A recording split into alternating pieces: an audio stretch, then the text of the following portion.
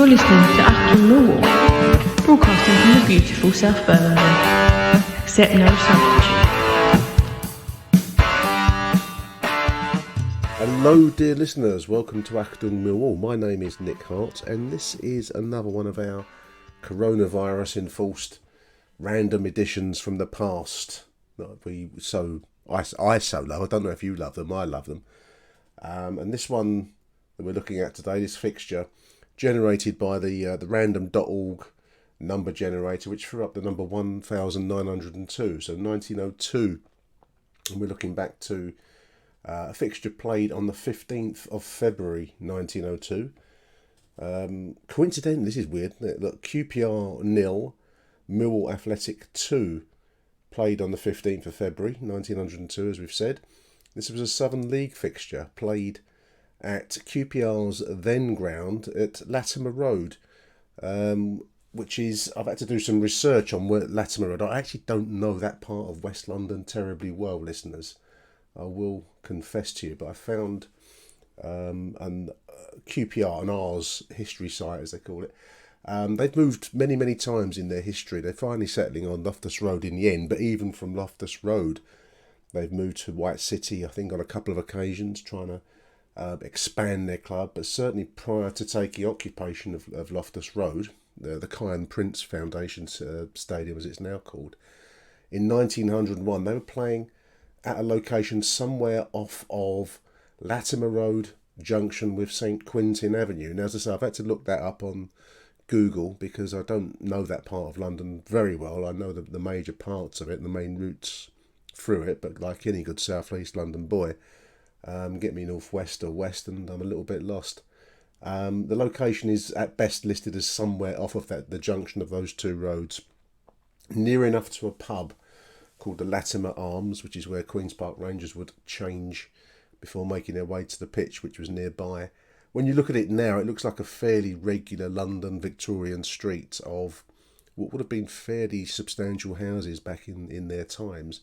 And in actual fact, the article that I'm looking at does disclose some hostility to QPR playing in the area. I think there was one of the ratepayers complained, unhappy at having a professional football club on their doorstep. I think we can only call that snobbery of the times. QPR were on the move regularly. It's not terribly far from their modern day location, but this is where the game was played in 1902, Latimer Road. A 2-0 win for the Dockers. Goals from Jack Almond and Ernie Watkins. More about those two players later on in this edition. Played in the Southern League. 4,000 was the crowd. They used to give estimates rather than any hard and fast number, accurate number. So 4,000 is the attendance listed in the Richard Lindsay book. The Millwall team that day. I've got the full lineup here. That's not bad. Again, Richard Lindsay's book is fantastic for this kind of detail, dear listeners. Tiny Joyce in goal, major name in Mill history. We've covered him on some of the previous shows that I've done with Neil. The two fullbacks, Charlie Dove and Archie Dunn. Midfield, half-backs as they would have been called, Jimmy Riley, Jack Bell and George Morris. And then the front line, on the wing, Danny Mayer, John Hamilton, Jack Almond, of whom more to come, and Ernie Watkins, more to come. And on the other side, Miller. I've not actually got his name, just got Miller. And we're very lucky to actually still be in existence at this point, listeners. And I've mentioned, the problems caused by the landlord wanting the ground back, the East Ferry Road ground, the athletic ground. Had to be returned back to the dock company. It actually put the very existence of Millwall Football Club in doubt, in jeopardy. And only by Herculean efforts, absolute titanic efforts by the men of the time, did A, the club survive, and B, the new ground, which became known as North Greenwich, nowadays part of Millwall Park on the north side of the water, not North Greenwich, where the underground station is on the south side. But only by massive efforts and just sheer love of Millwall Football Club did we survive at that point. So this would have been our first season playing out of our North Greenwich ground by the railway arches in Millwall Park. So just to be playing and to be in existence was something, let alone to finish 6th in the Southern League in 1901-1902. We'd also finished 3rd in a competition called the London League, which was like a reserve competition, but as the name implies, for London clubs. And 4th in another reserve competition, the Western League. So overall, 6th in the Southern, 3rd in the London League, and 4th in the Western League. That's a pretty good season for a club that should have gone out of existence at the end of 1900 to 1901. So it's a miracle that we're still here. And there's been other situations since where the club has come very close to, non-existence. And I just think we all have a duty as Millwall fans to do our best whenever the situation may call upon us again to sustain us, because too many have given too much time to the club in the past. I'm going back here, 120 years to keep it going. And I don't know, it just leaves you a slight sense of awe that they achieved this. In the FA Cup this particular season, we went out in the intermediate round, so preliminary round, losing 0-1 to Bristol Rovers after a replay. I do have a match report from the St James's Gazette. Oh, look at this, St James's Gazette. We'll come back to this later on. The 17th of February, which is today's date as I record this edition. This is from the 17th of Feb 1902. Queen's Park Rangers versus Millwall. On Saturday last, there was a big crowd at the Rangers ground, Latimer Road, Notting Hill, when the homesters met Millwall. Although the visitors won by 2-0, the match was far more evenly contested than it would appear by the score. Still, however, Millwall thoroughly deserved their victory. The visitors at once pressed, but were so well met that the ball had been in motion 20 minutes air before, like a poetic before, isn't it? Air Almond beat Collins. This is the kind of sports reporting we don't get anymore. We don't get poetic uses of the word before, do we? So that would be for the first goal, John Almond. Jack Almond, I think he was known as. Even play followed, and then Millwall again had much of the best of the play, and Watkins shot another goal. Only Watkins, and nothing further being scored up to half time. Millwall thus crossed over, leading by 2-0, so half time 2-0. The second half was hotly contested, the Rangers time after time making great efforts to get on terms, but try as they would, they could not score, nor could their opponents. And when the final whistle finally sounded, Millwall left the field victors by 2-0. Mr. H. Walker was referee. Actually, that was from the Sporting Life. The St James's Gazette that I mentioned is actually just a terse paragraph. QPR v Mill, these London clubs met at Latimer Road before a large company. Mill scored twice in the first half, and despite good work by Rangers, the Rangers afterwards won by 2-0. That's that from the St James's Gazette. Sporting Life giving us a little bit more chapter and verse in their account. I've picked out a few players that these are names that I didn't know, and as ever, I refer to Neil Fissler's masterwork, Mill Who's Who, and I refer you to it too, dear listeners, because as we've said many, many times, it's got every single Mill player that's ever pulled on the Dockers and the Lions shirts. So the first name that I've picked out is actually quite an interesting character. That's Jack Almond, or John Almond, to give him his formal name. Not a name I knew previously, so this is a new one on me as well. One of the beauties of doing this kind of podcast is you do get to learn so much along the way of what you think you know, if that makes any sense. Jack Almond, he was an inside forward. He played for Millwall between 1901 to 1903, but he had a fairly substantial career prior to coming to the Isle of Dogs. He played for Sheffield United in their championship winning season of 1898. So he's the first division champion, held a medal from 1890, runners-up in 1900, and he won the FA Cup with Sheffield United in 1899. Interesting character, Jack Almond. He was the son of a wealthy Yorkshire brewer and reported to have inherited between £6,000 and £12,000 when his father died. That was a huge sum of money back then, so he was actually quite well off.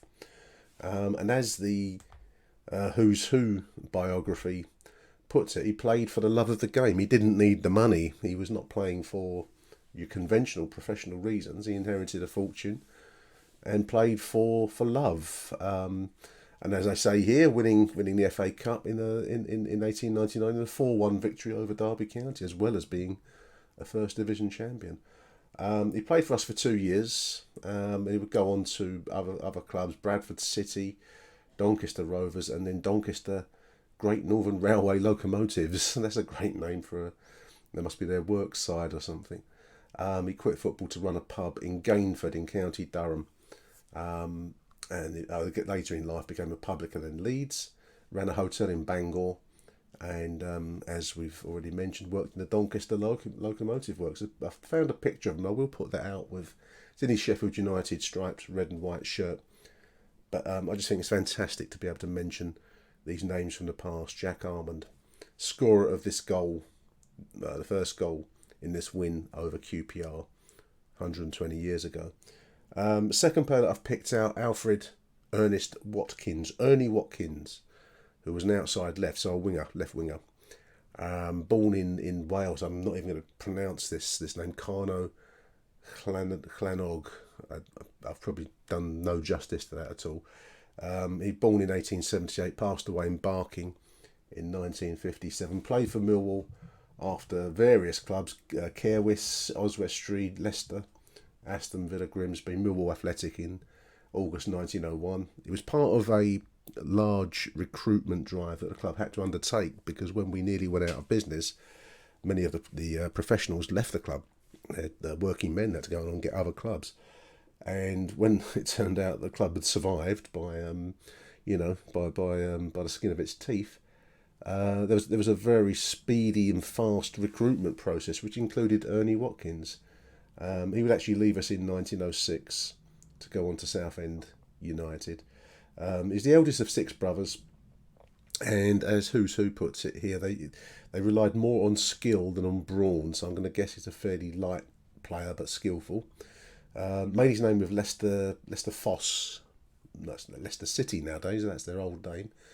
Couldn't break into Aston Villa's 1900 championship winning side, and was a Welsh international. Played for Grimsby Town's Division 2 winning season in 1901 before joining Millwall at North Greenwich. Helping us to get to an FA Cup semi-final, of course, in 1903, and winning the London League in 1904. In later life, Ernie became a furniture sales porter, then an assistant station master and a cemetery gatekeeper, sadly passing away in a fire in his home in 1957. Ernie Watkins. The players then led such colourful lives. Listen, I suppose it's a consequence of being working class men. Football was often but one part of a series of often hard working jobs or military roles, as you know, depending on the time that you're born in. A station master, railway station master, and then a cemetery gatekeeper for Ernie. Final player I've picked out from this particular lineup, this 2-0 win over QPR, is a winger or an outside right, David Mayer, a local lad born in Cubitt Town on the Isle of Dogs in 1880. He would die in Carlisle. He would make normally you make the journey south, don't you, from different parts of the country. Well, David would make the journey north after playing for Mill St John's, Mill Athletic, 1899. He moved on to Brentford, then to Preston and Carlisle in May 1906. He was a local lad, spent most of his Mill career outside right, where he, despite being light in build, many of the men of this era, for many reasons too deep to go into on a football podcast, but many were slight of frame, and you can put that down to poor diet. Let's be honest, poverty of income in those times. He would play for the Bradford Pals Battalion. Well, served with the Bradford Pals Battalion, I should say, in the Great War. Before, after hostilities, he'd become a publican in Carlisle until he passed away in 1936. David Mayer, local lad, went northwards. There we are. Now, one of the things I always find quite interesting, I don't know if people like these little extra bits. Tell me if you do or you don't, really. But I had a quick look through the St James's Gazette, just purely because it's a title that I hadn't heard of. They did mention our game versus QPR, which when I read about the St James's Gazette, as the name would imply, was an evening newspaper published between 1880 and 1905. And as you might expect, the St James's Gazette was represented conservative opinion of the turn of the century, really, known for favouring imperialism and the causes that came with that political perspective. But I've picked out a couple of stories which I find interesting. You tell me. First story is on the Royal Navy. This is the leader, the St James's Gazette, 17th of Feb 1902. There's been a report recommending an increase in the size of the Royal Navy to meet the expected oncoming threat from the German Empire.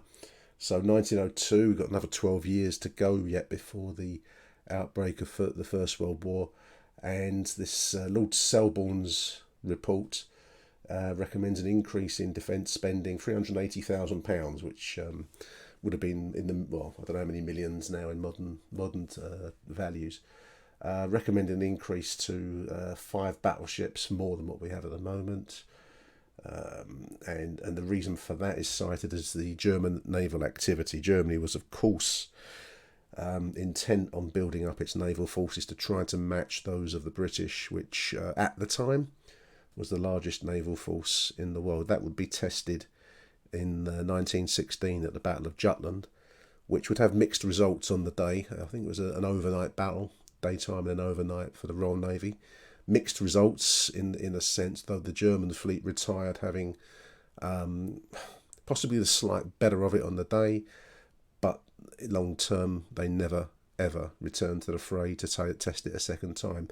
So although it was a kind of a fighting draw, I suppose you could put it, if you want to put it in slightly glib football terms, the German Navy returned to port and didn't contest the North Sea again, which allowed the stranglehold of a naval blockade on the German Empire, which in the end would help the Allies prevail at the end of the First World War. So these the defence report here is advocating an increase in naval spending, and on the same subject, if I may, conscription is being talked about. At this time, 1901, 1902, you had the Boer War in South Africa, the South African Wars, which were very costly, very bloody, and were no easy match for the British forces down there. And there was even talk here, one Sir Howard Vincent MP, Colonel Sir Howard Vincent, is pointing out that if conscription, the enforced enlistment of men into the army, becomes a necessity, he would oppose it vigorously in the Houses of Parliament. He still advocated the volunteer army. That would be how we would start the First World War in 1914, with a volunteer army. That wouldn't last in the end.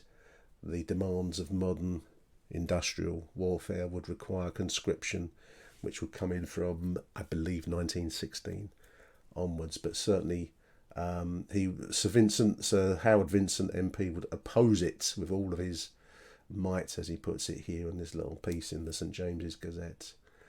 And finally, just to try and I don't know if it's lighten the tone, but it's certainly one thing that strikes you when you read old newspapers is how there's nothing new. Like, one of the first things I was ever told when I started work by a dear old chap who'd been at the office where I worked for, looked like forever, Robbie his name was. He said to me, "The thing you got to know, Nick, is there is nothing new in this life." And so it isn't, because there's traffic problems in 1902.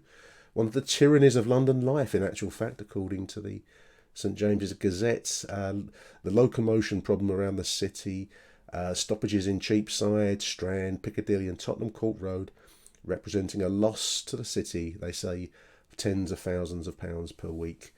No visitors to the city could not be impressed by the never-ending stream, the human stream of a world passing by. 180,000 people a day are whirled through space within a few miles of Charing Cross.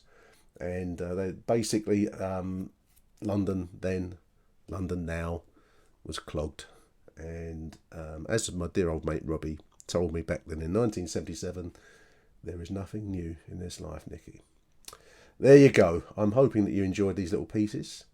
That was our random fixture from 120 years ago. Coincidentally, same scorelines we had in the week. QPR 0. On this occasion, Millwall Athletic 2. Game played at Latimer Road on the 15th of February 1902. Hope you enjoy these little shows. Do let me know if you like them, or if you don't like them.